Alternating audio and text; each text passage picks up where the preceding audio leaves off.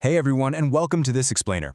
Today, we're going to trace one of the absolute most remarkable transformations in modern history. Think about it. In 1945, Europe was in absolute ruins. We're talking devastated cities, destroyed transport networks, and completely collapsed economies. Yet, out of that literal devastation emerged a highly integrated, deeply connected union. I am so excited to jump in and show you exactly how that happened. Okay, let's dive into this. How on earth did a ruined continent build the most complex political union in history? Well, Western governments were facing a massive strategic problem.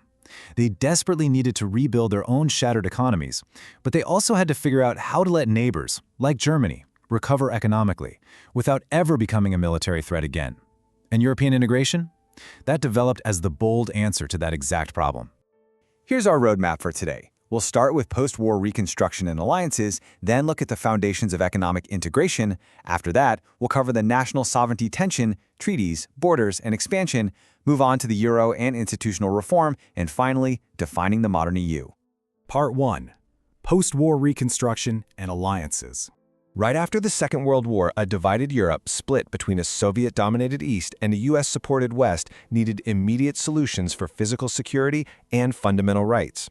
This actually led to completely distinct paths, and this brilliantly illustrates how defense and human rights were handled by organizations founded in 1949, NATO for collective defense and the Council of Europe for human rights and democracy. On the other hand, you have a totally different track for economic integration. This is absolutely crucial to remember. Neither NATO nor the Council of Europe became the European Union.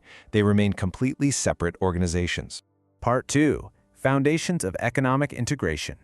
Now, following that economic path, you really have to understand this core concept, supranationalism. It's a model where member states voluntarily transferred defined powers to shared institutions that can make binding decisions for everyone. The very first successful model of this was the 1951 European Coal and Steel Community, or ECSC, which placed French and West German coal and steel production under a single common authority.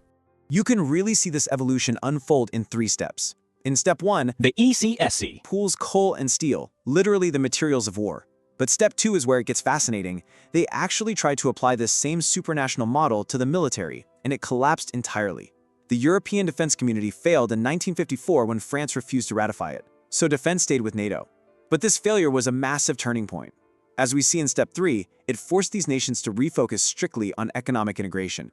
In 1957, they signed the Treaties of Rome, establishing the European Economic Community to build a true common market. Part 3. The national sovereignty tension. You know, whenever independent nations hand over power to a centralized institution, you were inevitably going to get some friction. The big question was always, who holds the ultimate authority? National governments or these new common institutions? Well, that friction exploded spectacularly in 1965 during the empty chair crisis. The customs union was growing, and a new common agricultural policy was sparking intense controversy over who was paying for what. French President Charles de Gaulle fiercely opposed giving these supranational institutions too much power. So what was his strategy? He boldly ordered his representatives to boycott council meetings. He literally ghosted the entire community and brought its progress to a grinding halt. So the crucial point is how they actually resolved this standoff. In 1966, they brokered what's known as the Luxembourg Compromise. And notice the specific wording here. This was a political arrangement, not a formal legal veto. It basically meant that if a member claimed a vital national interest was at stake, the governments would practically agree to just keep on negotiating. It was essentially a political safety valve to respect national sovereignty without actually rewriting the laws. Part 4. Treaties, Borders, and Expansion. Having survived those early growing pains, the community entered an era of really rapid growth. The appeal of integration was definitely spreading. In 1973, Denmark, Ireland, and the UK joined up, though it's worth noting Norway actually rejected membership via referendum. The communities were also democratizing. 1979 saw the very first direct elections for the European Parliament. Then, the bloc expanded south. Greece joined in 1981, followed by Spain and Portugal in 1986, and notably, they did so right after transitioning away from authoritarian regimes. During this era of expansion, we hit 2 massive milestones that completely redefined European borders. First, in 1985, 5 countries signed the Schengen Agreement to reduce internal border checks. Now, look at the status here. Surprisingly, the Schengen project was originally developed completely outside the legal framework of the European communities. Then, the following year, in 1986, the Single European Act was signed, officially committing the community to an internal market defined by the free movement of goods, services, capital, and people. And then, the political context of the entire world totally transformed. The Berlin Wall opened in November 1989, Germany reunified, and by December 1991, the Soviet Union dissolved. The Cold War was over. Amidst this unbelievable shift, member states negotiated the Maastricht Treaty, signed in 1992. And when that treaty entered into force in November 1993, the European Union was finally, formally established. Part 5. The Euro and Institutional Reform. Let's move to the euro and see how this builds. With the EU officially established, they had to manage a massive expansion while simultaneously launching a single currency. Look at this incredibly specific rollout. On January 1, 1999, the euro officially became the currency of 11 participating countries. But crucially, at this stage, it was used primarily for banking, accounting, and electronic transactions. You couldn't actually hold it in your hand yet. It wasn't until 3 years later, on January 1, 2002, that physical euro banknotes and coins finally entered circulation. And this rollout is still happening today.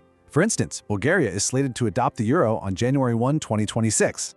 Right at the exact same time the currency was rolling out, the Union itself was just exploding in size.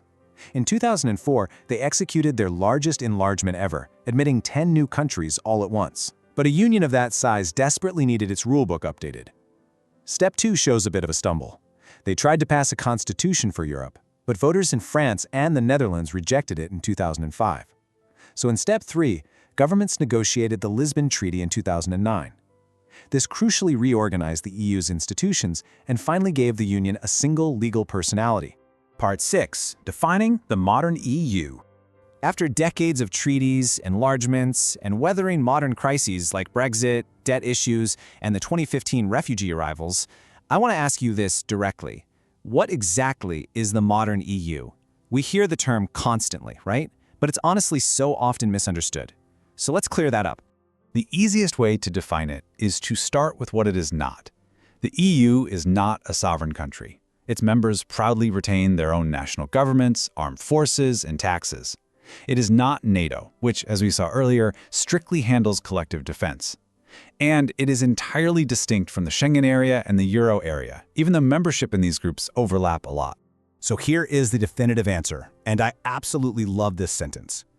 The EU is a treaty-based political and economic union combining supranational institutions with cooperation among sovereign states.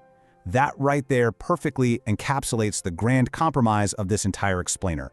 It's the ultimate balancing act of shared authority and national independence. And this tailored cooperation results in a highly flexible union. Assuming Bulgaria's planned entry in 2026 goes ahead, the euro area is a distinct zone utilized by exactly 21 of the 27 member states. The other 6 remain outside the single currency. So it is definitely not a one-size-fits-all situation. Now, one of the greatest achievements celebrated here is for sure peace.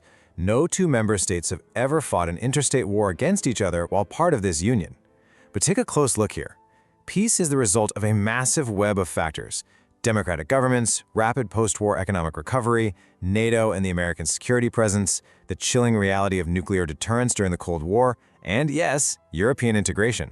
Integration is a vital piece of the puzzle, but it absolutely does not stand alone. We've covered an incredible journey today, from ruined cities to an unimaginably complex treaty-based union. The European Union has always been an ever-evolving political compromise. So I want to leave you with this. As the EU continues to balance national independence with shared authority, what will its next evolution look like? Thank you so much for diving into this explainer with me, and keep exploring those big questions.